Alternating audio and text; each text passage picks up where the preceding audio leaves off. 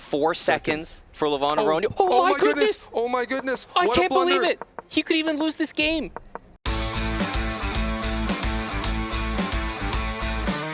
And we are back, guys. Esports World Cup. I hope you guys are ready. There's Hikaru Nakamura with his second, actually, Chris Littlejohn. He comes with him to help him prepare. And then there's Levon Aronian ready to go, of course, as we have another match here, guys. I hope you're ready and excited, especially for the fans at home that love both of these players here. I am FIDE Master James Cantor III here, joined by WGM Nemo and Grandmaster Benjamin Bach. We have another match, don't we? We do have another match on our hands. This is going to be intense because these players had two very different ways of getting to this stage. Absolutely, yeah. Levon has been in great shape. He recently won the freestyle event in Las Vegas. And here he has also been very convincing. He made it through the last chance qualifier. And in the group stage, he just won his first 2 matches, made it to the quarterfinals. Hikaru, on the other hand, had quite a wild ride. He won the first match, lost the second match to Faruja, and so he had to make it through the decider match. And that was not an easy ride against Wei Yi. He was staring down the barrel of elimination. He was lost in the first game, lost in the second game. The Armageddon was smooth, but it was quite a wild ride for him. Levon being very hot here, of course, and then Hikaru making it, but sort of shaky in a way. What is Hikaru going to have to do, and what do you think Levon's going to have to do? I'll give it to both of you. What do you think is going to have to happen here? Maybe some shifts before this match starts. Well, I personally think that both players could, you know, just keep playing what they're currently doing, or maybe one of them is going to take a step, play faster perhaps, put on some more pressure, as we are going to have Levon playing white first. Yeah, curious what we will have out of the opening. And here we see Hikaru Nakamura from Team Falcons. We saw that Team Falcons pretty high up the standings. They're definitely looking to put some points on the scoreboard here, as they not only have Hikaru, they also have Alireza Firouzja. In fact, Alireza Firouzja is the one that made Hikaru, put Hikaru in this current spot. Alireza already through to the quarterfinals as well. We'll be playing the winner of our previous match, Nepo versus Arjun, which was Arjun. But now we also are going to see Levon from Team Reject play against, you know, the second Team Falcons superstar. Yeah, no, that'll be exciting. And yeah, what does Hikaru need to do? I mean, obviously, Hikaru always is one of the pre-tournament favorites, and this format generally favors him. I mean, he's really good in Rapid, of course, but the no increment perhaps gives him even more of an advantage. He said yesterday in an interview, I'm perhaps not as fast as I once was, but he still feels he's faster than most of the players here, especially when they get below 1 minute. And they're off, so we will let the casters have it. That's right. We're going to let the casters come in. It is game time as the players are already off here. Guys, hope you're ready for today's match with Hikaru Nakamura versus Levon Aronian. We're going to bring in Grandmaster Iman Hamilton and Grandmaster Eric Hansen. Yo, let's go, boys. Thank you, James. We are getting set for what will be the most exciting match, Eric, of the day. We're already underway. Levon Aronian, Team Reject, Hikaru Nakamura, Team Falcons, and an opening right here that, you know, maybe for some of the fans, they haven't got their exposure to the Berlin, Eric. Yeah, the Berlin is often featured in classical chess. Vladimir Kramnik used it to defeat Garry Kasparov in his only World Championship match loss.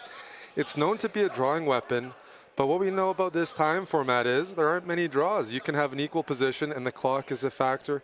Maybe Hikaru is also showing some respect to Levon in the sense, you know, let's start off slow. Levon's been doing really well. He's heating up this summer. He's had great results. Wants to see how he's playing, get a feel for the pace, start things slow.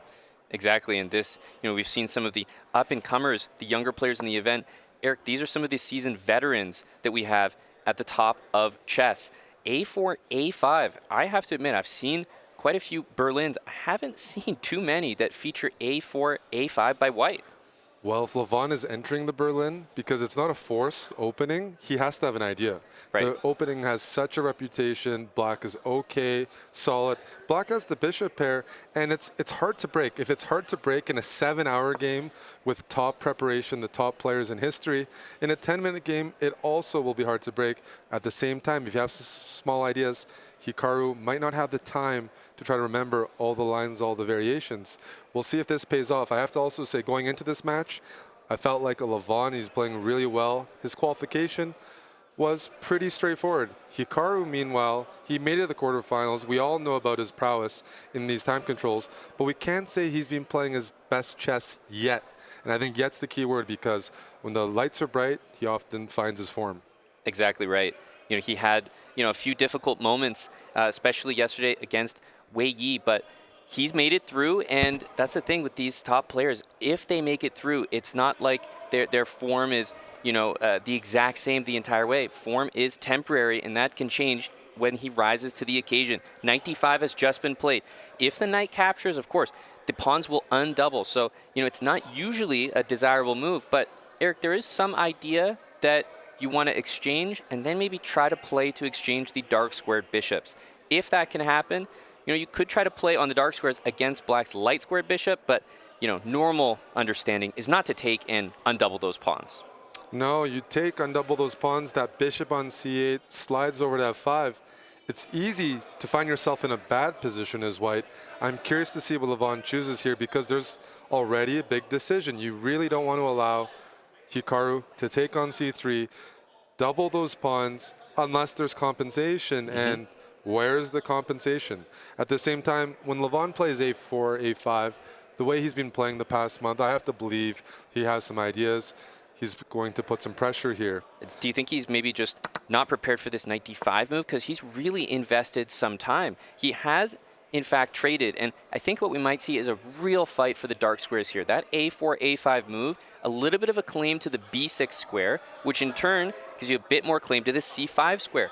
If the move c5 is not played now, Eric, we could see a position where maybe white plays c3, b4, takes over all those dark squares, and that's the position I was talking about earlier where the goal would be to trade the dark square bishops. So that makes me think, Eric, that c5 is a critical move right now for Hikaru to consider. I'm looking at c5. It's critical. If you can achieve c5 and then develop, black's talking about having an advantage. Just castling, two bishops, open position, better for black. I'm curious about the move you mentioned. c3, it prevents black from grabbing more space with d4. What I really think it sets up is, in the future, some idea connected to pawn to b4. It has to work. The timing has to work out. But if you don't play a move like b4 in the future, where's white's push? Where's white's play? Yeah, exactly right. If you don't play b4, that's a great question. Where does the knight on f3 go? Can't move to d4. Black will probably play h6, so it also can't really move to the g5 square. You know, what is actually going to happen here? I think it all revolves around b4 because b4 also brings the pawn away from c5 and gives the knight, gives the pieces access to the d4 square. So Eric, even at the cost of a pawn, b4, pawn takes b4, pawn takes back. If the bishop captures, you can try to play rook b1, go after the b7 pawn. So I definitely think that this entire setup from Levon is connected to the move b4. It has to be. Black gets the castle, play moves like h6, bishop e7. Black will be better. It's simply an open position and a good bishop pair. Something immediate has to occur here for Levon for any chance of an advantage or pressure. But I'm looking at the clock. He's spending a lot of time. It indicates to me he's treating his position as it's one of the first times he's seen it, and he has to solve the problems himself. Knight e1, Amon, that connects with our ideas. Knight d3 and b4. But it's hard to imagine that white has a serious pressure here. Yeah, I agree. I do understand the move knight e1, knight d3, especially because we were considering b4 and it looked like a great move as a sacrifice. If you can achieve it maybe not as a sacrifice, this could be great. The a7 pawn is also loose. I know it feels like a sideline pawn. You're not really considering winning an a pawn, but Eric, after knight d3, b4, you might have to spend a move playing a6 as Hikaru. That's a move that you won't have later. And knight d3 is coming, and you don't want to play the move c4 as black. Does it take away d3 from the knight? Yes. But what does it relinquish? The d4 square.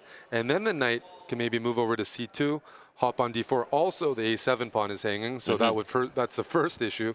But just talking about square control, the ideal, the harmonious setup for Hikaru is maintaining pawns on c5 and d5. They cover b4, c4, d4, e4. It makes it very hard for Levon to encroach in black's position. Yeah, and we've talked about this c5 square, c5 pawn. The reason that it can't just be easily supported by b6 is because the pawn on a5, he set that up so long ago in the opening, Eric. The pawn can capture on b6, open up the rook on a1. There's going to be a lot of play all of a sudden. The one thing I love about Levon's position, and that Hikaru might be uncomfortable with, is that Levon is playing with a clear plan. It's allowing him to switch that time disadvantage completely the other way. Now he's up a minute, and he's playing very intentionally importantly, Eric, his last 3-4 moves have all been part of the exact same plan.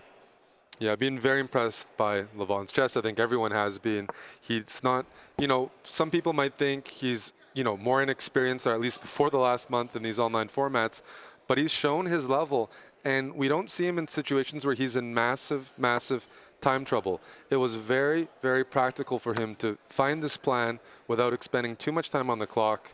Takes away a lot of Hikaru's firepower, because if you find yourself down a minute against Hikaru, that's the danger zone. Mm-hmm. Okay, well, let's see what Hikaru can do here. He's played a6. That pawn was attacked. I actually mentioned that move earlier as a bit of an annoyance for black, because you know that at some point you're going to have to spend time moving it. We could see bishop or knight to c5 here, and if those dark square bishops exchange, which is exactly why he's played bishop c5, I think the knight coming into c5 will make a big difference. So I'd like the position for Levon, but Hikaru, one of the most resourceful players in chess, is definitely not going to go down easy here. At least when I see bishop c5, it indicates Levon is pressing or looking to press. He could have played knight c5. That allows opposite bishops, maybe more drawing chances. Bishop c5, you envision a future where you remove the bishop from e7, plant your knight on c5, and all your pawns are mainly on dark squares, so you know that bishop on e6, the remaining bishop for black, can target it. The question is it enough? Also, keep in mind that d pawn for black, is it a pass pawn? Yes, it's also an isolated pawn. Maybe Levon in the future wants to trade the dark squared bishops, place the knight on c5, and then double the rooks in the d file, trying to get easy pressure. You see rook d8. I like this move from Hikaru. It's actually, because now if you take on e7 and maybe try knight to c5, I'm looking at positions where you can almost sneak that d pawn in. Like, if you play d4 as black, you kind of free the position up a little bit. So I think the rook is going to be well placed here. I'm actually surprised, Eric, that we haven't seen bishop captures e7 and knight c5 played already. d4 is a big move. It's something Hikaru's striving for. It has the benefit of using the d pawn to fight against white's initiative. Also, it opens up that bishop on e6 that's blocked by the d5 pawn right now.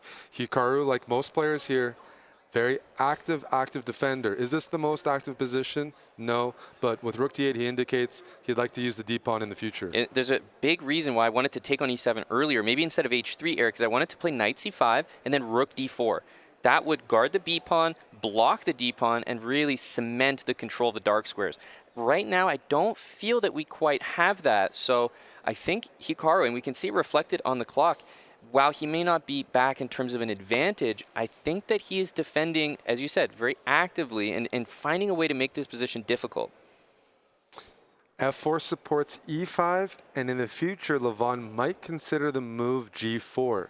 g4, if you can then push f5, things are great. Black's not going to allow that, but it will restrict the bishop. You play g4 and you can pull it off. That bishop on e6 can't find a diagonal on f5, then that commits black more to this d4 idea, freeing up the bishop that way. Levon not panicking here, but as you said, Hikaru doing a good job not panicking, and we see the move h5. Yeah. I like it. Standard Berlin move, preventing g4, and just preventing Levon from getting easy moves that grab real estate for free. I like this move a lot. I'm still, okay, this is a big moment, knight c5. I do think that this is that d4 moment, but it comes with a price, right? The b7 pawn is hanging, but of course, Hikaru sees right through that. There are many ways to continue the position. Rook b8, That's the b4 pawn is hanging. He has found the right moment for this move, and I think, Eric, without d4, rook d4 would have been played by Levon. Yeah, rook d4 has so many benefits for white, but Hikaru understands what Levon's striving for. It's very clear what white's plan was playing on the dark squares. Finally, with the move d4, you control some dark squares, you take them away, but the question is, how do you defend d4 if white doubles on the d file? That's a great question. Yeah, you could play a move like bishop to f5 and try to play d3, maybe with some mass exchanges, and then the rook from c6 could slide to c4 afterwards with attacking the f4 pawn and the b4 pawn. This maybe is a similar idea. The rook can come to d4, Eric. b4 and f4 are both attacked, which makes me think rook takes d3 is kind of the move that prevents that. Rook takes d3 prevents it, but you mentioned you trade everything off. That rook on c6, once the knight vacates that square, slides over to c4, where it puts pressure on f4 and b4, and it's a tough ask for white to maintain that. I do think that bishop takes e7, knight c5, and rook d4 earlier by Levon was a big moment missed. And now we're in a position where the activity from black is telling the tale. He's up a minute. We do see this move. I think Hikaru's going to go right for that. Takes and rook c4. There's an idea of bishop to f5 in order to hit that knight. Levon's dropping one of these pawns. I think at minimum, black is making a draw here, Eric. And I think Hikaru can look for more. Yeah, it depends which pawn you lose. If you lose the f4 pawn, e5 is critically weak. And remember, bishops can be better than knights in these open positions with pawns on both sides of the board. So it's a position that might have looked okay or even promising, but now I think Levon has to be very careful. He's down a minute on the clock, and Hikaru has an active position. This is what he thrives. He thrives here. If rook b1, there's bishop f5. No matter where the rook goes, you're saying bishop f5 is coming, and how do you hold on to everything? Because then rook d4 comes in, f4, b4. Exactly. And white's king is on g1. Black's king is on e7. Even in some king and pawn endgames, black's king might be there first. Yep, it could get to the action first. And let's not forget, we haven't really seen that pure flag today in the quarterfinals. We are in that territory. It's almost a 2-minute time advantage. I can see a reality where the bishop goes to f5, trades for the knight, the rook takes back, Hikaru wins one of the pawns, and we get to some sort of rook endgame. That can go a long time, and I can actually see a reality where he plays for a win on the clock. For sure. Bishop f5 right now. Yep, bishop f5. You have to hit that knight, I think. Knight to f2. I mean, dealer's choice. Which pawn do you grab? I'm looking to play h4 if I can. I would love to fix f4 as a weakness. Is there time to play? He doesn't need to do it. I just wasn't sure if Levon was going for a g4 move. Right, because rook c7 was there. So if you play h4, rook takes f4, rook c7, rook takes b7 was in the air. So of course he takes the b pawn to defend his own. You can play king e8, king e6 here. Yes, there's g4 in the position for Levon. That's probably going to be the next move. You do have to watch the f7 pawn. Bishop d7. The idea, you can sometimes play king d8, and that rook can't stay on the 7th rank, and then you find a configuration where you can target a5, f4 is loose. So again, clock is a really, really big factor here. I don't want to name names, but I spoke to someone very strong yesterday, and he said, you know what, I think Hikaru's a favorite in this match. He's the quicker player. It's going to come down to that. That's what I was told. This could be an example. Exactly. I'm looking at knight d3. If the knight goes to d3 into c5, clearly, that would be a huge achievement. But there is going to be a rook b1 check, right? You can throw that in. He can play king d8, right, to get out, and then the bishop can come to c6, and slowly improving that position. You can target more pawns. Rook b5. I want to play h4 when I have an opportunity. h4, I want to fix those pawns on g2 and h3 and weaken f4 because it takes away white's ability in the future in some positions to play g3. But the question is, maybe rook b5 first. It's all about timing here. Hikaru's looking for an advantage. He's pressing this because from my perspective, I don't see much risk for black. I think white is under tremendous pressure already. Huge pressure. Even though the actual evaluation might be around equal here, you can see Hikaru posturing up in his chair. This is where he thrives. He's up on time, and he knows he's in a position he can push. h4, your idea. Bishop f5, rook b5. There are so many different ways. He just needs to elongate the game because he's a much faster player than Levon Aronian. Completely right. Prolong the game, and if Levon finds himself under 30 seconds, he can no longer even think. He just has to move. Yep, so rook c3, of course, if the bishop captures on d3, you take back with a check. He probably doesn't want to pull the trigger on that just yet. But I do think if we were 30, 40 seconds less on the clock, he would be interested in playing a rook endgame because in some ways you think of that as almost a guaranteed flag. I'm wondering if Hikaru's worried that rook b5, there's knight c5, and how do you unravel? But we have h4 is such a good move. Key move. You've been talking about that one for a while. Because now white's structure on the king side isn't good. You can't generate a passed pawn easily, and if black ever wins a5, look at those connected passed pawns to win the game. Okay, so how do we make progress here? King e7, so at least if you want, you can capture on a5 now, but what will follow is knight b7, rook c7, knight d6. No need to commit. I might even play g6 here. I might just chill g6. Levon is the one who has to keep finding accurate moves and active counterplay, and he's running out of those moves. Oh, I love h5. And he expected it. Hikaru completely expected this. There's nothing worse when you only have a minute on the clock. He's completely expecting everything he's doing. Is there a tactic here? Can you go for the king? Is there a mating net? Something on the back rank? I'm searching. Amon, can you go rook b1? What happens after rook b1? If king h4, rook check, and then you have rook h3? What do you That's do after exactly rook right. b1?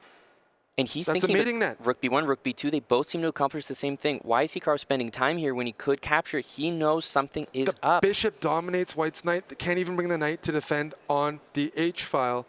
Hikaru is shaking his head. Does that mean he doesn't see it? He's down to a minute 20. What do you even do there? Why is that? I don't see a way to prevent it. It's just weird to look for a mate when it my was never there. goodness. He misses it, and Levon is back in the game. He is right back in it, and time was spent there. He misses what looked like an absolute win, stone cold on the spot. We're back in an even position here. He's going to recapture that pawn on e5. Take on e5, then I can take on a5, though. Yep. And e5 falls. All Hikaru needs is pieces on the board. So hang on, is f5 being considered? Yes. Just because of that. Yes, f5, f6. This is going to get very interesting because the knight can slide back maybe to d3, open up rook c7, knight takes e5. I still think that Hikaru has the edge here. He's up a pawn temporarily. Levon needs to speed up here. Knight a4. That move feels wrong. It's on the side of the board, but you know, it does have an idea. There's some discover checks, and look at that bishop on d5. It covers f7. It just cuts off a lot of the board. Hikaru's looking at e4, bishop e3, plenty of options, but he is slowing down. I think that means he's looking for a win. Knight b6 is coming next. He goes e4. Watch out. There's a big threat of moving that bishop away. King g6 makes the most sense, but he comes back king f4. No, king f4 can't be right, Eric. Hikaru goes for activity. If the rook slides on the f file. But the bishop can go nicely to the c6 square. The f pawn is no longer a problem. Yes, bishop c6, and there's stability. Levon is down 10 seconds. Where's the counterplay here? He's playing bishop e6 to cover all the squares. Oh, I you think can't he's go going to king take d5. that. You can't go king yes. I think he's going to take that. This was why he played bishop e6 to cover all the squares the knight could move to. 30 seconds apiece here. King d5, king e5. He wants to push that e pawn. Even better, he's threatening also to take on f6, also to give a check, rook g1. I mean, you give a check, Levon rook needs to speed c5, up. but king e6 is coming. He's down on the clock. He's down on the board. I don't see a way out of King this. e6 is a fantastic move. Where are the... There's no rook c6 check. He can afford... Oh. And now the white king is cut off from the e-pawn. Levon's going to place his rook on b6 if he has an opportunity. He's up a lot. And the thing is, Hikaru doesn't need to win in normal fashion anymore. This is going to be a flag. Can Hikaru Nakamura and Team Falcons do it? Levon under 10 seconds. He can't play king b3. Watch out. Even if white wins that pawn, it doesn't matter. Oh, this is a tough Levon position. down to 6. He's going to need a miracle here. This is looking He's like a removed one flag. pawn. He has to Hikaru trade Nakamura. rooks. 4 seconds for Levon Aronian. Oh my goodness! Oh my goodness! I What can't a blunder. believe it! He could even lose this game. 2 seconds. Can Levon pull it off? Oh my He has to cut God. the king off. He's not able to do it. Oh, I don't think this will be a choke. checkmate. He's just not able to do it. Oh my goodness, that almost turned completely around. A draw at the end of the day. Eric, probably the most thrilling draw we've ever seen. It looked like, you know, Hikaru Nakamura, that's exactly where he thrives. He's flagged that position so many times. I can't believe he didn't pull it off here. Amon, I've probably lost to Hikaru in that situation, like 100 out of 100 opportunities. He was up on the clock. There was no risk. He even had time to, he didn't even need to take risk to achieve that flag. And Levon, you know, credit to him, he didn't pre-move that. Because if he was in pre-move mode, he wouldn't have caught it. And he would have missed it. We even saw yesterday, Wei Yi versus Nakamura. Wei Yi had a similar tactic, didn't find it against Hikaru, which kept his chances alive. What a save by Levon Aronian. And that is Levon saving a point or a half point in a position where we can say he knows he's the underdog. That's a weakness for him. So for him to show up in that time scramble, 20 seconds to 5 seconds, that's amazing for his confidence going forward. Hikaru was not able to pull off that flag. It's all about recovering now if you're in Hikaru's shoes. He knows that was a free point, and we're still at a tied match. And let's not forget, Eric, if Levon had a bit more experience in maybe that checkmating pattern, it's possible to pull off. I know it sounds crazy with 2 seconds, but he had that king boxed in. So that's a different story, but that would have been insane to flip it around entirely. We're headed straight to game 2. Hikaru has the white pieces here.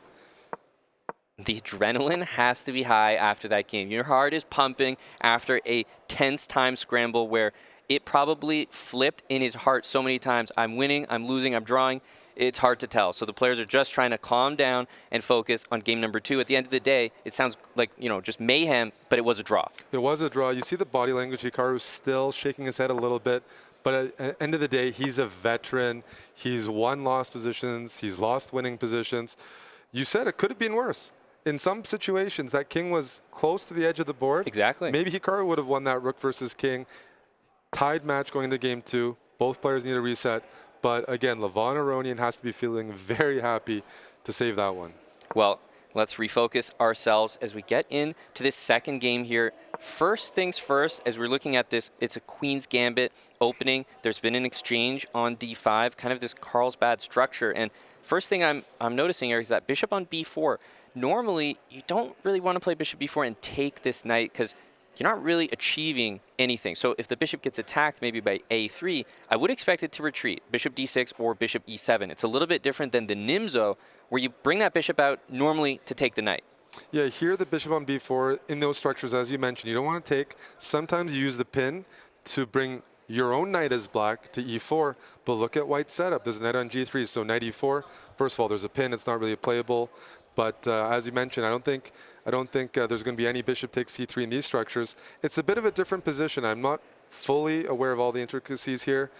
It feels like one of white's ideas, when you bring the knight to g3 and you chase that bishop, you're indicating that you want to maybe attack the light squared bishop on g4. For example, if black played bishop g6 instead of bishop g4, the move h4 might have been played to play h5 next. Bishop g4 keeps things in the air because if white plays f3, I'm dropping my bishop back to e6, and I'm saying by playing f3, you've weakened the e3 square. I'll take that. Exactly. One of the things this knight on g3 does is, you mentioned, it takes control of the e4 square. So a usual way that black frees himself in the Queen's Gambit is by playing knight e4, offering a lot of trades. Maybe the bishop comes back to e7, knight e4. That's not going to be possible here. So instead, we've got a position where there's a bishop on g4, but it's not pinning anything. There are moves like h3, f3 next. The question is now to the dark squared bishop. If a3 happens, the bishop can retreat and put the question to the white queen.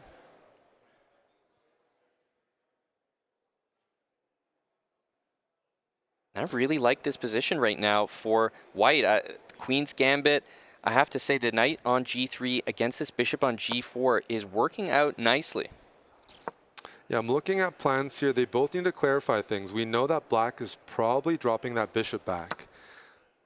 Yeah, back to the e6 And square. maybe that's now why we even see further. h6, because now when there's no dark square bishop for white, you know you can safely tuck your bishop into d6. There were some positions where after h6, white would play bishop f4, like a London bishop. Here, that's not the case. Hikaru is going for a simple plan. I'd like to remove the light squared bishops and maybe utilize that f5 square for my knight on g3. Yeah, and the bishop back to d6, all of a sudden, we're in this position where white's been forced to play bishop takes f6. The bishop pair is probably going to disappear, but if black can play bishop takes on g3, I think the structure will also favor Levon. Maybe even queen takes b3 as well, Eric. So there could be double g pawns, double b pawns, and Levon's structure is simple and it's good.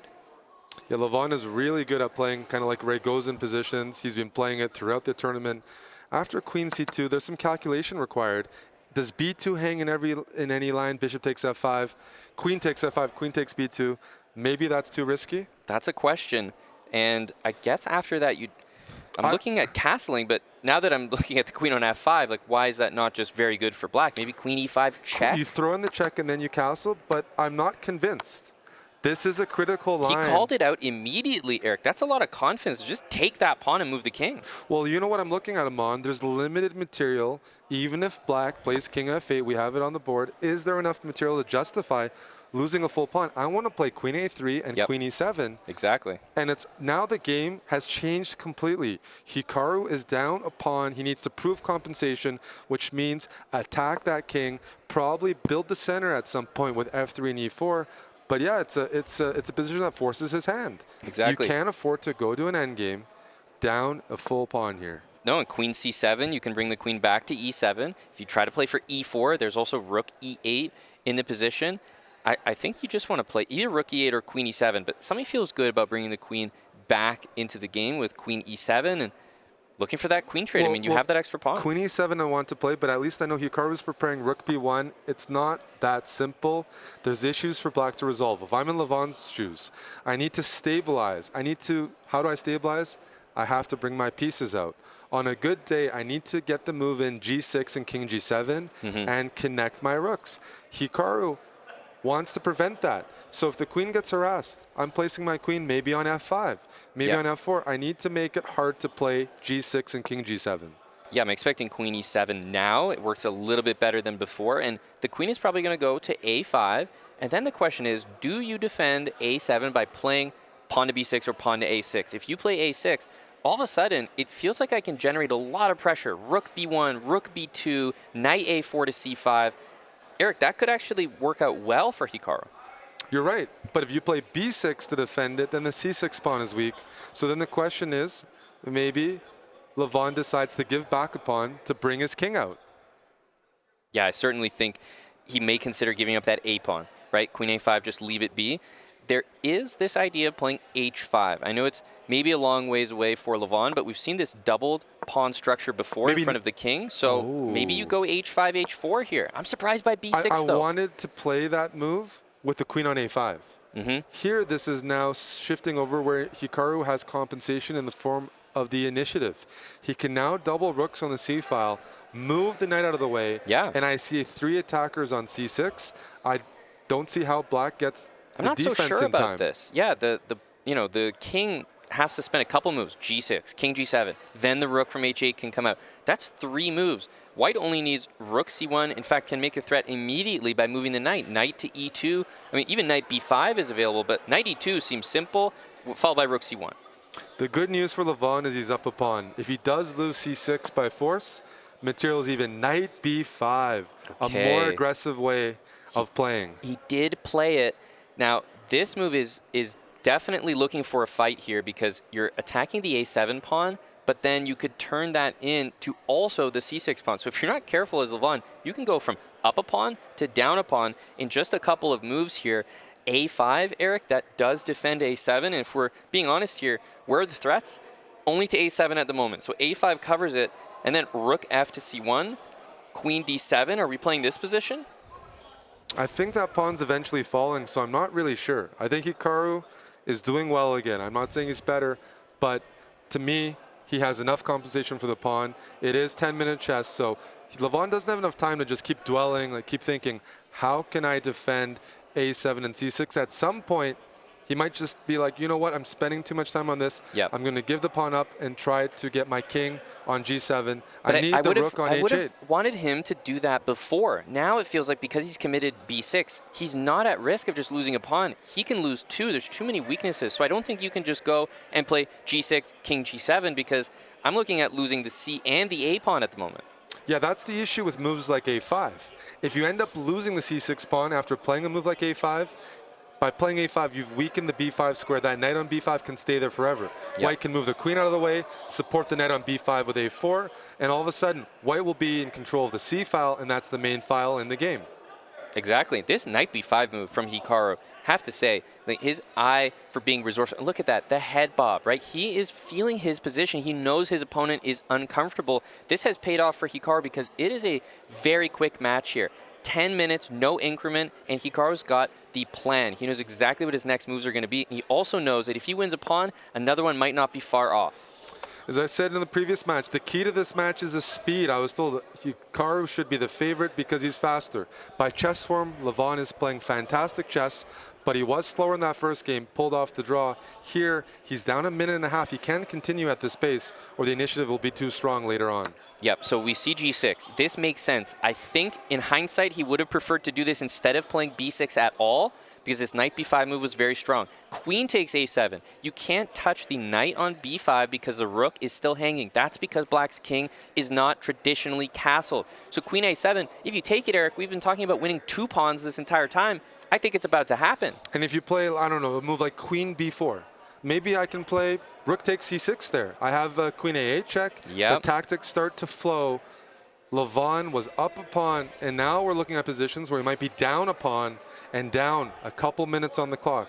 Yeah, Can and he salvage this? if you play h5 or some other move, you're also threatening queen takes c7, knight a7, hitting the rook on c8, hitting the pawn on c6. Of course, there's also rook f to c1. This looks like not only an advantage on the clock, but Hikaru is very comfortable. He might even just be better. I think he is better. The base of the pawns has been broken. Will rook take c6 be played? Does it win a pawn? Yes. Maybe Levon can play king g7. Hikaru's looking for something better. You can do queen takes b6. Right. That c6 pawn is still pinned. He's sitting up straight right now, looking for a punishing move. He knows Levon is uncomfortable. Look at that clock. Look at that queen side. The initiative is paid off by Hikaru. How much can he extract? Absolutely. King g7 wants to be the next move played. This is a very critical moment because he's trying to extract the maximum from his advantage. The knight on b5 cannot really, I mean, you can play moves like knight c7, but Eric, you got to be sure about knight c7 because you're putting your knight behind enemy lines. It does mean that the c6 pawn is hanging, and maybe king g7, there's knight e6. Yeah, there's two approaches here. What you mentioned, we want to disrupt black's king from getting in g7, or win as many pawns as possible. Queen b7 might be both. Hikaru's trying to make life as uncomfortable for Levon. Don't allow that king into the game. Then black is playing down the rook on h8. I was going to ask if he's planning to take on c6 there, but it's kind of a combination of moves.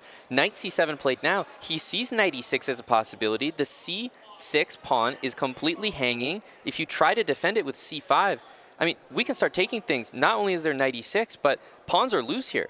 Pawns are very loose, and if you allow white to take on c6, the rook on f1 swings behind, and all the tactics favor white. Yeah, knight e6 is a really, really crushing move here. For example, rook b8, wins on the knight spot. e6. Yeah, wins on the spot. If the king goes to h7, you just take on f7. If the king goes to g8, the rooks are not protecting each other. It forced a move from Levon to stop knight e6.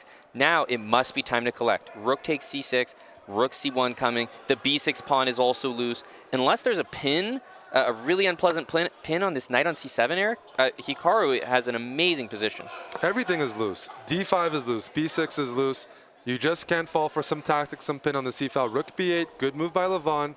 He has to recognize he's behind on the clock significantly. Can't keep playing at the pace that he's at. Yeah.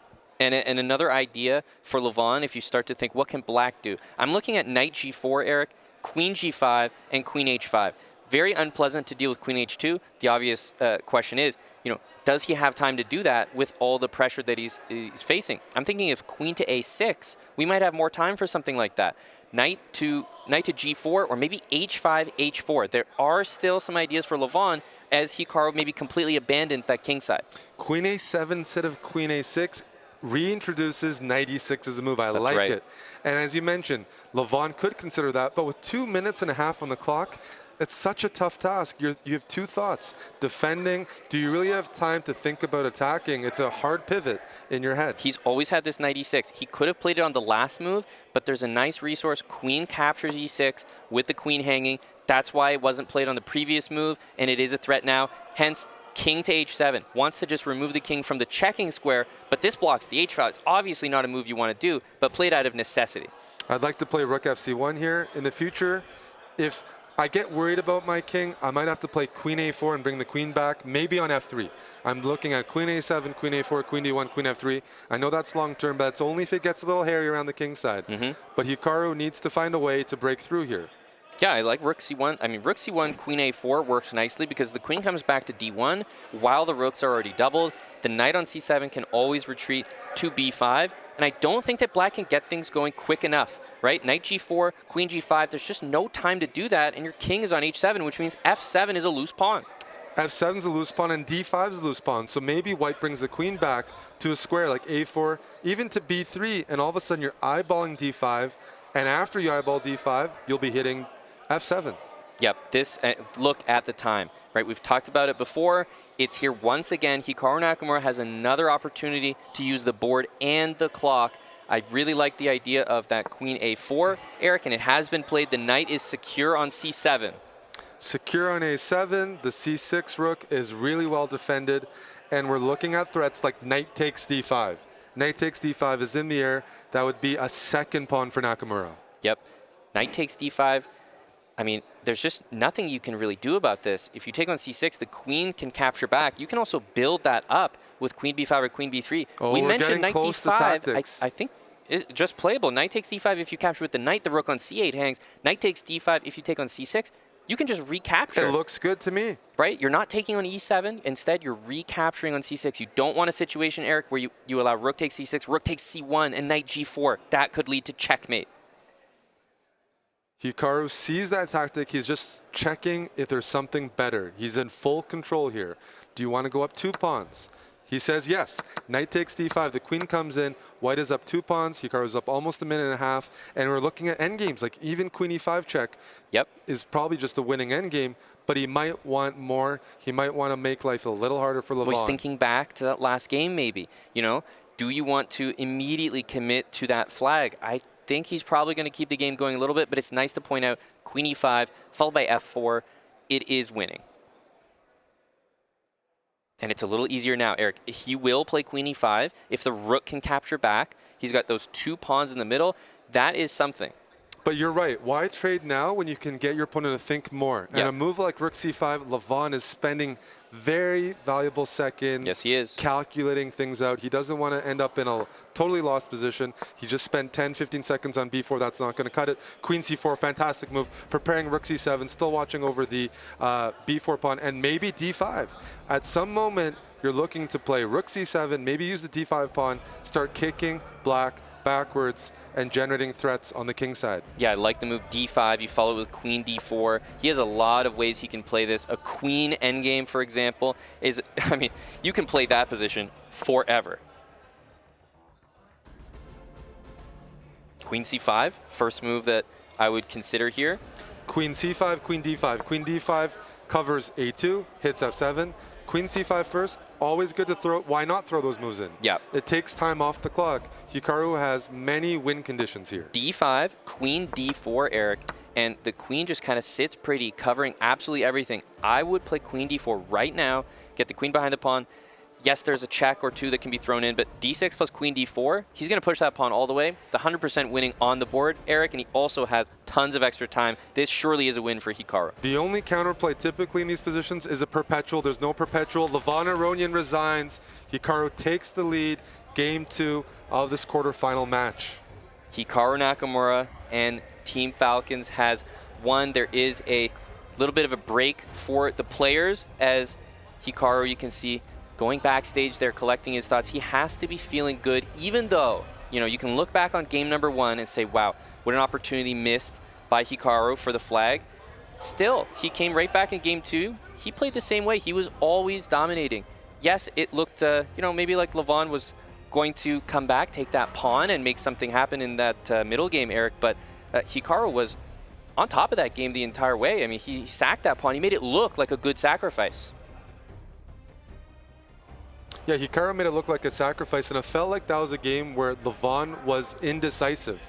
He picks up the pawn, but after picking up the pawn, usually the task is simple.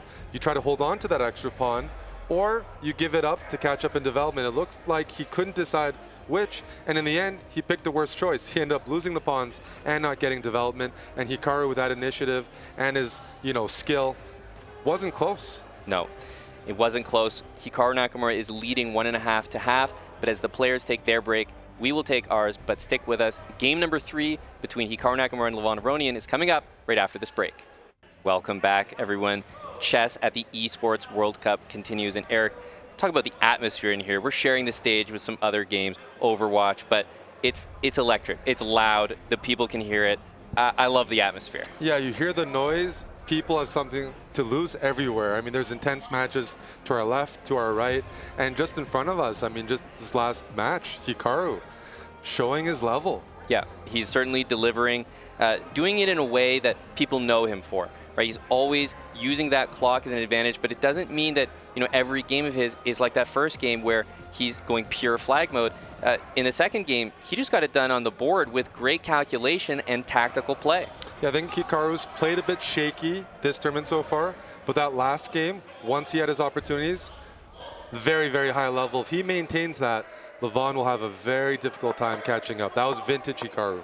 Yep, and we talk about this best of 4 match, Eric. It means that we are only a win away for Hikaru Nakamura from closing out this match. The players are repeating their game so far. A4, we have the Berlin, but a different move this time, Hikaru Nakamura. I wonder if he checked something just in that small break there, Eric, because we didn't see the knight on e7 staying there, and now a bit of a different setup with bishop e6 and rook d8. Well, speaking about checking something, Levon stayed at his computer during the break, and he was checking something on that computer. Hikaru, he left. Maybe he has some help outside. Not sure, but Levon was definitely checking lines before playing this. Makes sense. You don't want to just go in and play the exact same way. Levon, he's also playing this clearly, Eric, for a win, right? He's doing it because he has some idea. He must have liked the position that he got in that first game, and for good reason, but it kind of got away from him.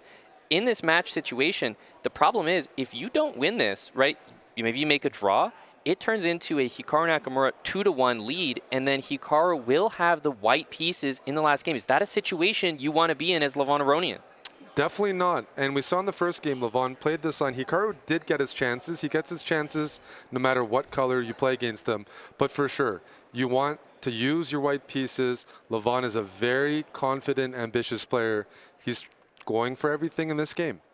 Yeah, h6 played, taking control of that crucial g5 square. Now this rook on a4, a little bit peculiar, but it does prevent the bishop on f8 from developing to the b4 square. And if bishop c5, maybe you can continue knight e4 or pawn to b4. The bishop is kind of relegated to that e7 square. The problem with maybe a bishop on the e7 square is perhaps that's a square your knight wants to use. So the rook on a4 is doing a little bit more than you might think. Yeah, I have to say I'm really not used to this type of setup for white, but that's rapid chess. You can play lines, try things that your opponent won't have the right amount of time to properly punish or equalize here. Levon is banking on that, but you're mentioning some ideas. Maybe g4 in some position, because when you play rook a4, you take away the b4 square, you take away the d4 square, because Hikaru played an early rook d8. There's many positions where he was looking to play knight f5, knight d4, more exchanges. Now that's not in play. At the same time, white has invested time on the side. Playing a4, a5, rook a4, that's 3 moves on the queen side that you don't typically see in a Berlin. So general chess understanding says if your opponent plays on the flank, you play in the middle of the board. Exactly right.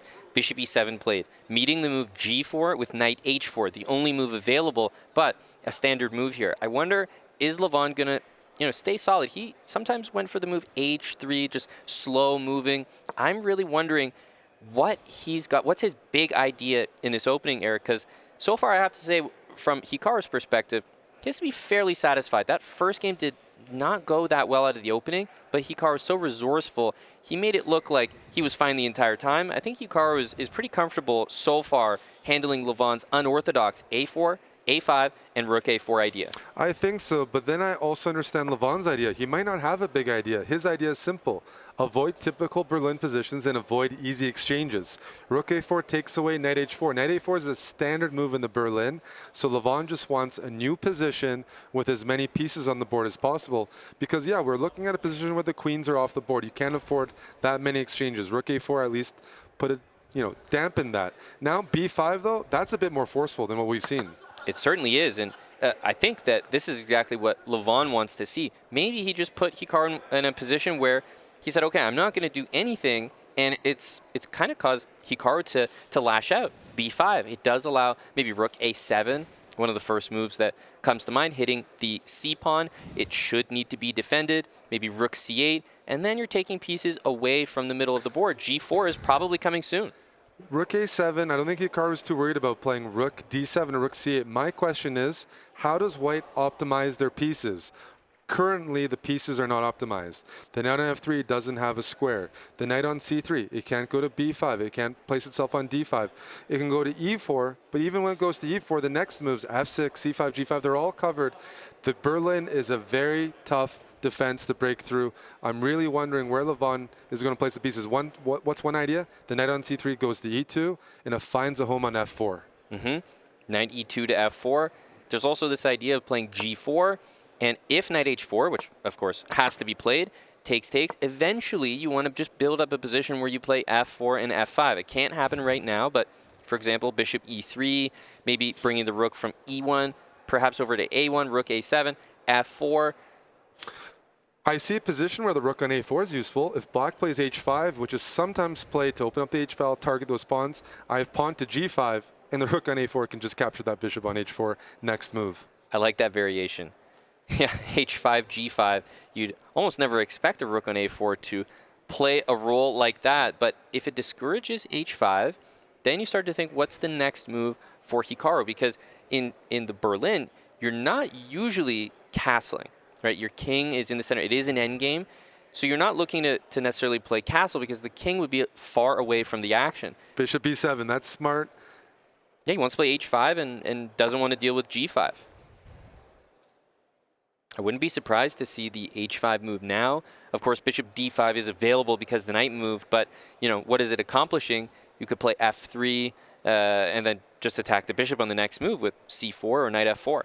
Yeah, h5 is playable, and it's unclear who that favors. Yes, there's positions where black plays h5 and takes on g4 and has the h-file, but there's limited material on the board. Can black actually use that h-file effectively? Yeah, it just feels like that's the kind of move that you play if they're not really sure what to do. On the queen side, I'm used to seeing a move like c5. Pawn to c5, maybe even the black king could come out king d7, king c6, or the bishop, bishop d5 check, and bishop back to c6. I'm used to seeing the pawns on the queen side kind of get to the dark squares because, you know, white wants to play bishop e3, maybe knight d4, and the pawns b6 and c5 deal with that nicely. I like pawn to c5, and I like bringing the king out because the question is black castling? Likely not. The king is good in the center, normally speaking. c5, bring the king to c6. At the end of the day, the Berlin, it's defined. Black has the bishop pair, white doesn't, and black's good bishop is the light squared bishop. I'm looking for a home, and here's the home. It's on c6. Yeah, bishop d7 with tempo coming to c6.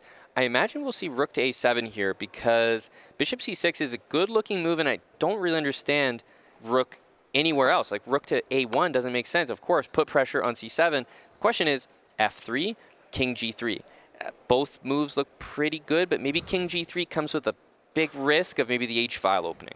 King g3 or f3, I mean, I just want to say, I think Levon, though, has a push here. In the Berlin, as white, you want to free up the e-file. When the bishop transfers, black's bishop is on c6. It's not on e6 anymore. White has a knight on f4, rook on e1. The e6 move is critical to look at because that could make life very uncomfortable for black on the e-file. And also, if you ever kick away the knight, in some positions, it can even hop over to h5. If black plays something forceful like g5, I can play knight h5. I have squares and I have breaks. Maybe then I play king g3, f4. But this is a dynamic position for Berlin, which is what Levon wants. Yeah, and you're talking about, you know, king d7 to guard the c7 pawn. e6 comes with check then. The knight can recapture. Otherwise, you have to defend passively. Rook to c8. That's not the way that you want to play this Berlin. So definitely an achievement here for Levon Aronian, who's just played f3. The question's back on Hikaru, and he's spending time here. You know, similar to Nepomniachtchi, when he's spending time, it really means that he doesn't like his position or there is something that needs to be figured out. There is. You want, as black, to be able to play rook a8 and contest that rook, but there's no time to play king d7. Bishop h4. Okay, I wonder, is he going aggressive with rook d1, or is this just I just don't see the fall. move? Rook d1, I can block. Bishop b5. Okay, I mean, rook d2 looks to be the move that makes the most sense here. And, you know, if you trade the rook on d2, I feel like Levon can actually be very happy with that. Yeah, he still has to solve the c7 problem. But if rook d2, when you trade everything, is there king d7? Or does knight d5 hurt? So rook d2, bishop takes d2, king d7. There might be this knight d5 move, coordinating on that c7 square, and also threatening even knight takes b6. Yeah, takes on d2, bishop takes d2. There's also bishop back to d8 to hold that c7 pawn, but clearly looking at that position, well, I mean, knight d5 anyway, and king d7, there's knight takes on b6. Hikaru has problems to solve, and that's why he's almost 2 minutes behind on the clock. His rook on h8 isn't in the game. Look at white's pieces. That knight on f4 wants to swing over to d5. I wonder if there's an idea of knight d5, king c6, where you allow knight takes c7, and Oh, what a perhaps find, what a find. this move is much better. Oh my goodness, I'm on e6. If you take, there's knight g6. Look at that fork. You were completely right about Hikaru's idea.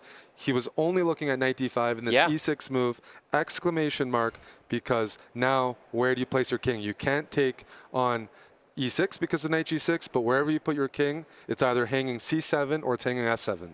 Exactly. This move is unbelievable from Levon Aronian. He is up on time here, 2 minutes. He's just played e6. It can't be taken. You can see visible frustration. This is not what Hikaru was counting on. I think he calculated a good line against knight d5, but he didn't anticipate that e6 could be played. The positioning of the bishop on h4 and the rook on h8 allow knight g6. So, Eric, if you can't take this, I mean, also, after I take on f7, I'm threatening knight g6 anyway. You're threatening knight g6, and there's no way to stop it. We might be just looking at a completely lost position.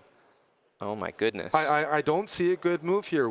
If you lose c7, I mean, that rook's going to take everything, and you can still not take on e6 because of this knight g6. The pieces for white are placed perfectly to pull this move off. And I said, in the Berlin, the main break is the e6 move. Here, flows beautifully. It might be completely lost, but there is a really deep engine idea, Eric. Taking on e6, knight g6, rook to g8, and trapping the knight on h4 with g5. I think that was the only idea. It's super tough to find. I don't even know how you even see something like that not played, and he's actually just going to resign that game, Eric. Levon Aronian wins, and we have a tied match. Incredible. Levon continued playing against the Berlin. I look at the field of players here, 16 players, very few of them would use the white side of the Berlin endgame to try to equalize. Levon did it, he pulled it off, he posed enough problems for Hikaru. Hikaru, he's an active player. The one time he was almost getting his pieces out, Levon found such an important move, e6. Yeah, that e6 move, it caught us all off guard. In fact, it was almost like a decoy, the move knight d5, because we were all focused on it. Probably Hikaru as well calculated a good variation to refute it, but didn't realize that e6 with that knight g6 move, there's really no coming back from that. That was a one-move KO. It was. I mean, set up perfectly. Hikaru played bishop h4. During the game, this tactic didn't work so much, but as soon as that bishop shifted to h4, the geometry, Levon noticed. He's been playing against the Berlin, he's played the Berlin, he's a veteran, he noticed that g6 spot is really weak, and there's no way to deal with this knight g6 fork when there's a bishop on h4 and a rook on h8. What a comeback. We have a tied match heading into game 4. And once again, it's so easy to underestimate Levon Aronian, because he's not typically one of the best players in this format. He hasn't played as much online. Hikaru is a household name, one of the favorites here. But look at that. That is just a crushing defeat of the Berlin defense.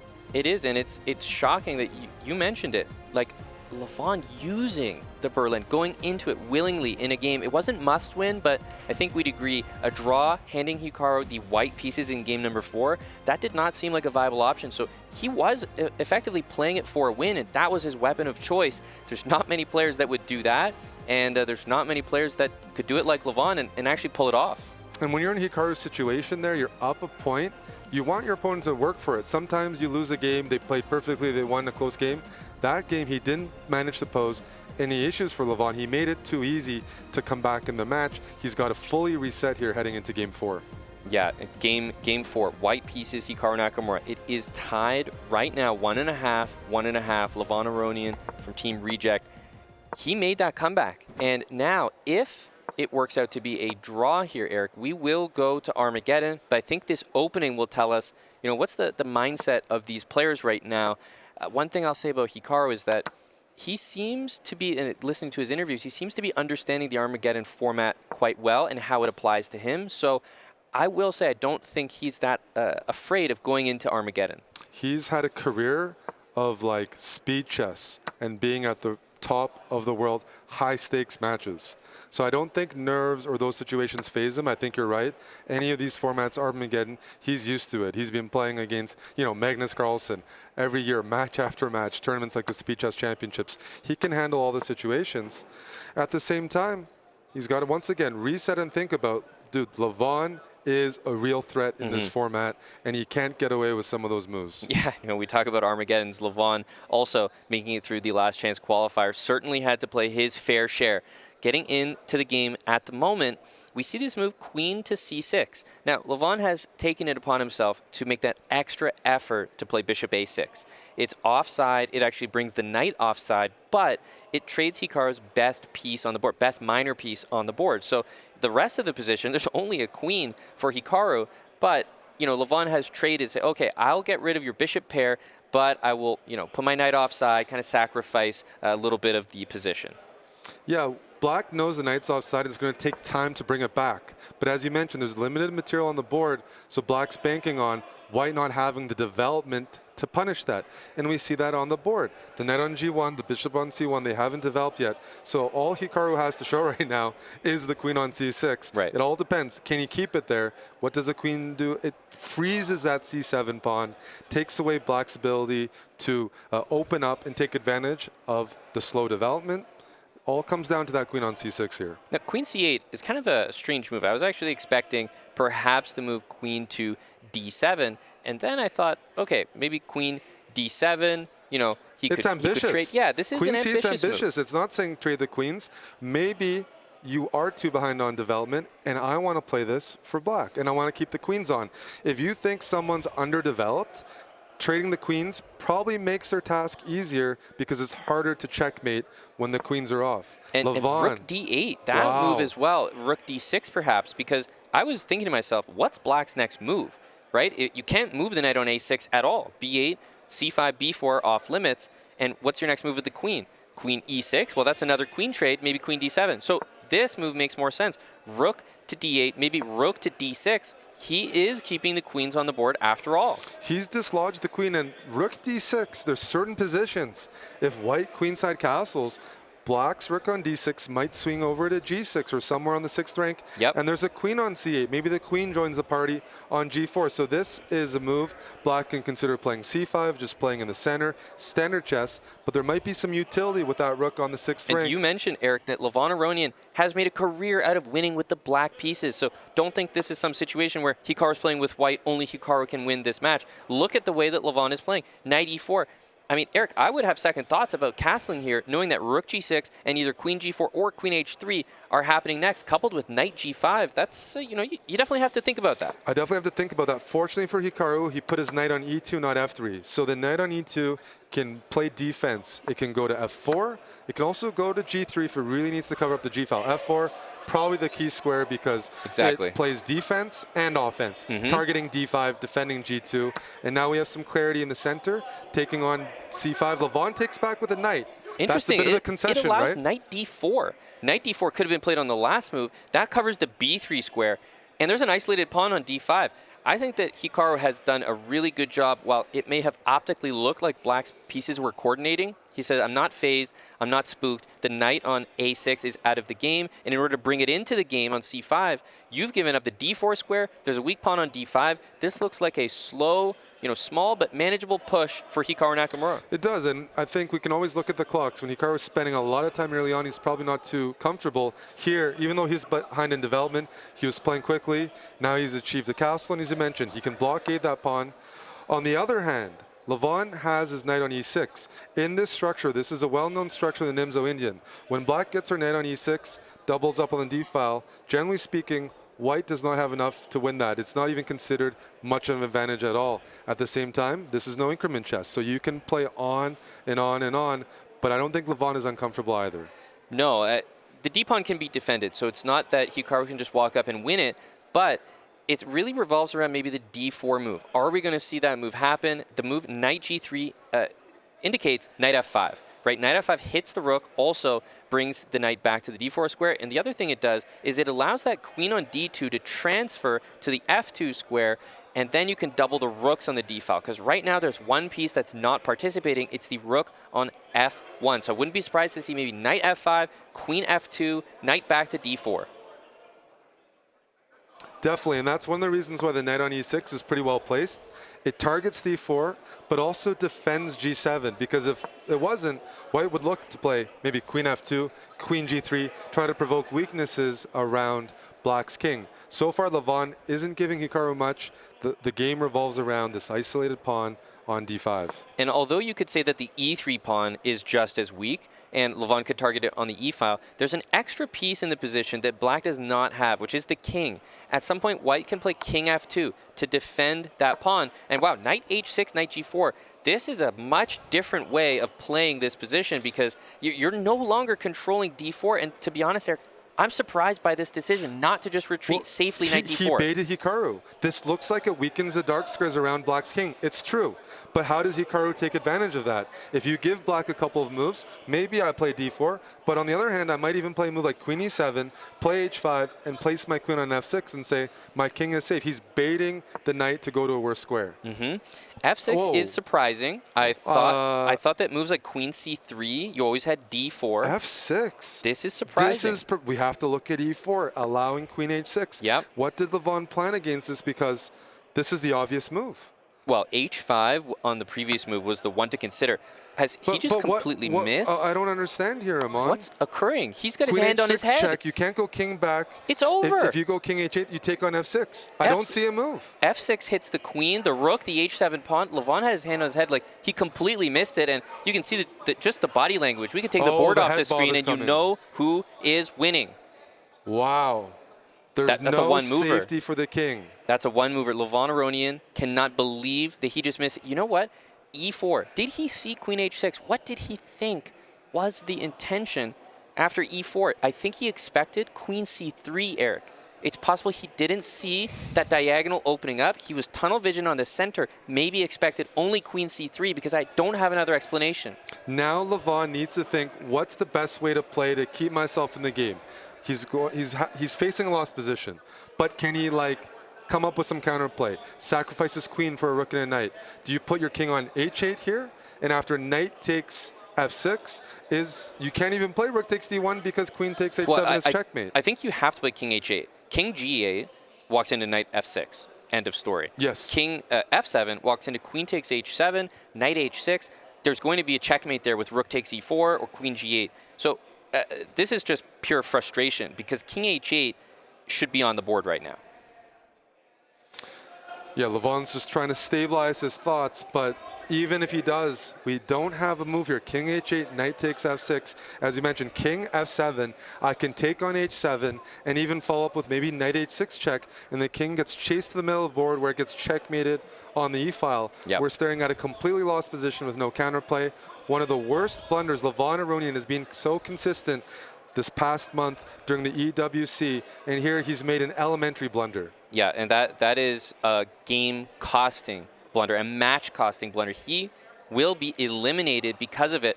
King h8 is the only move that I can see here, but you can just see the frustration, Eric, from the mental perspective. It takes a while for you to even admit that, okay, I have to play a lost move. He's finally come to that realization. Resignation, Levon and Aronian. Hikaru wins. Wow, Team Falcons. You see the players on camera. Levon is probably telling them, I'm such an idiot. I can't believe I missed that. I thought you'd play this. And Hikaru has to be relieved. He didn't have to work as hard as he probably expected. Levon was such a tough opponent. But at the end of the day, we're all capable of making blunders. And it was terrible timing for Levon to make that blunder. Terrible timing for Levon, who's had such a consistent, such a good event. And let's not forget, coming through the last chance qualifier and making it here. Such an impressive run, but we're talking about Hikaru Nakamura, the winner of this matchup. Eric, you mentioned it looked like it could have gone either way. Levon with an insane comeback to win against the Berlin. But in that final game, Hikaru just clutch when it matters, which is a trait that he's known for over the years. Yeah, Hikaru, even when he loses a game, he's known as a player who can recover quickly. He's not someone, I lose a game, my confidence goes down, I need to stabilize, I need to make a draw. He recovers immediately. He scores that game 4 win, didn't need Armageddon. And the way Levon was playing, wouldn't want to even take it to Armageddon. He won in the 4th game, makes it to the semifinals, and it shows he's been such a consistent player in his career. He's had bad games, he has blunders, but at the end of the day, he makes it to the key matches. That's right, and he has advanced from the quarterfinals to the semifinals. That's a name that you expected to be there, but off a blunder like that from Levon Aronian, still shocking to us. bit of a Cinderella story, I think. Levon Aronian this past month, winning a super tournament, last chance qualifiers. Exactly right. And we have James Canty down with Hikaru Nakamura, the winner of that match. I'm here with Hikaru Nakamura. Congratulations on the win here. Can you take us through what happened in today's match here?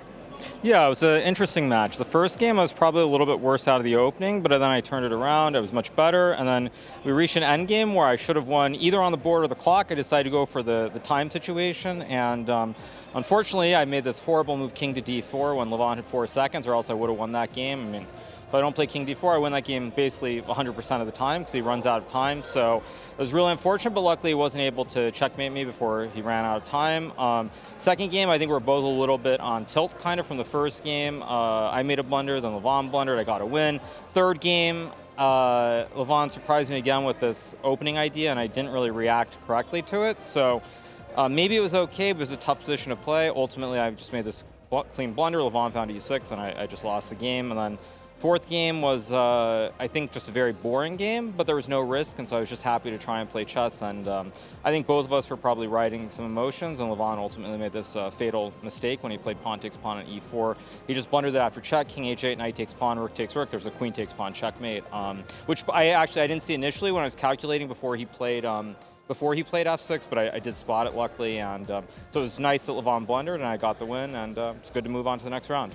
Absolutely, congratulations. Do you think the format being 10-0 without the increment actually benefits you being a very fast player, or no? It fits me, but the fact of the matter is this is the Esports World Cup, and if we were playing with added time, I don't think it would be very exciting for the fans. Last question here. Did you have any preparation going with Levon? Of course, he's been on fire, on a kind of a heater a little bit here, maybe a little bit of revenge from last in Las Vegas here. Did you have any plans for today? No, I mean, you just come into the match and try to play your best. But I think there were multiple matches here. There was the match against Sindarov, which basically I felt like was the world riding things for a match that I never should have lost in February. And to be frank, this match against Levon in Vegas, I mean, I should have won that match probably 95% of the time, considering the position I had in that second game of the match. So it just feels like the world riding things, and I'm winning the match here, which actually I'd prefer winning here over winning in Vegas, so I'm pretty happy. Congratulations, Hikaru. Back to you guys at the desk.